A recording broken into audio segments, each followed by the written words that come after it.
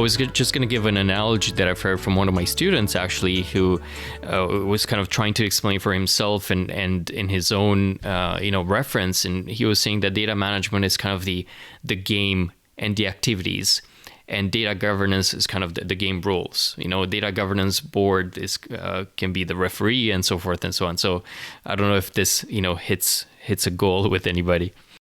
Yeah, no, 100%. Yeah. No, and it makes it even like simpler and clear.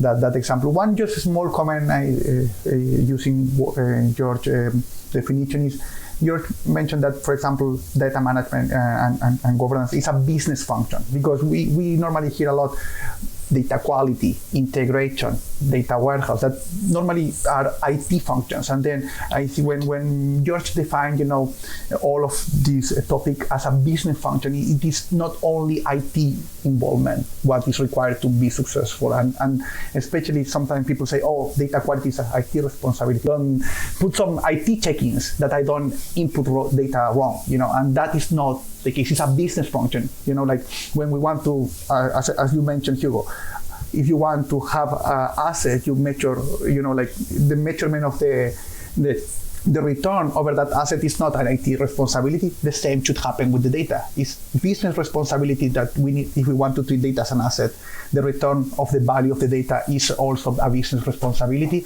And then, of course, it has a lot of IT involvements and activities, but it should be driven by the business as well. I would say, like, one of the key aspects, if you want to be successful, this needs to be driven by business, not only IT. And I think, describing this as a business function, it makes it more clear. And I think that is great from the George definition that he provides. No, that's awesome, and that's a great segue into sort of question number 3, because let's assume I am the VP of supply chain and a manufacturing company, and I listen to this podcast or discussion, and I feel like we got something to do in our organization. We have to do something about data management in the supply chain field. I feel excited about the opportunity. I want to move forward. Now, what are the resources that are required to start a data governance or data management program, right? So what are at least the resources or minimum resources that you should consider to start with this? Right? So some people within my team, should I define, a responsible person within my team? What's my role? So let's try to, discuss a little bit more about that. I think it depends on the scope of the program and how much you wanna bite first, how big that bite should be. But at the very minimum, you need some sort of a data governance lead, and you can call them in different ways.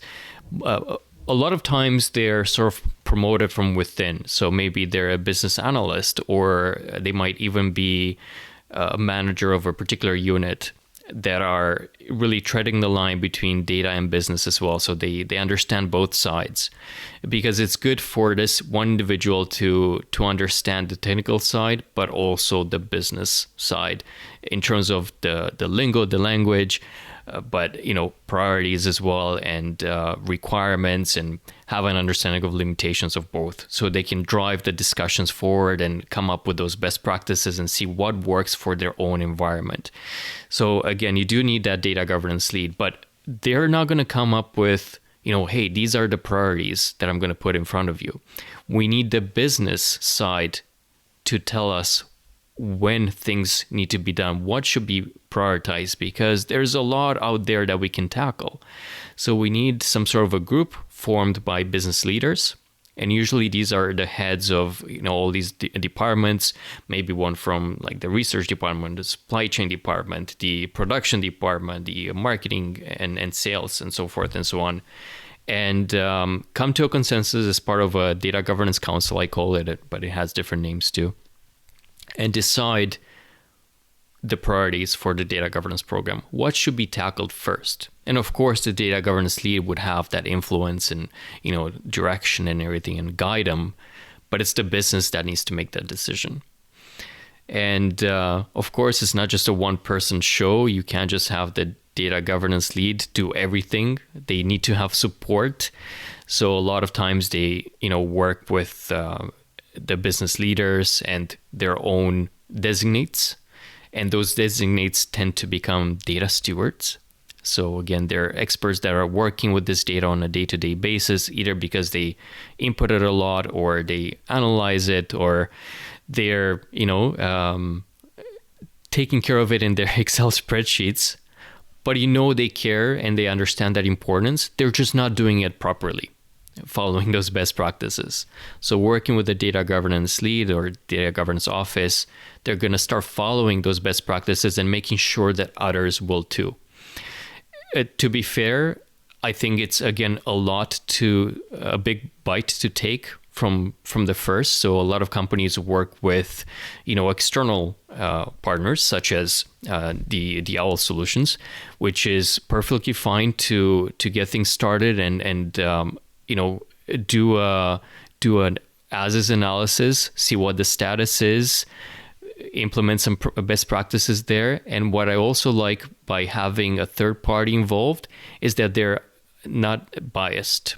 They come, completely no agenda. They're not used to all the different as-is situation, the different processes. It's all a blank slate, and they're really looking at this with an independent lens.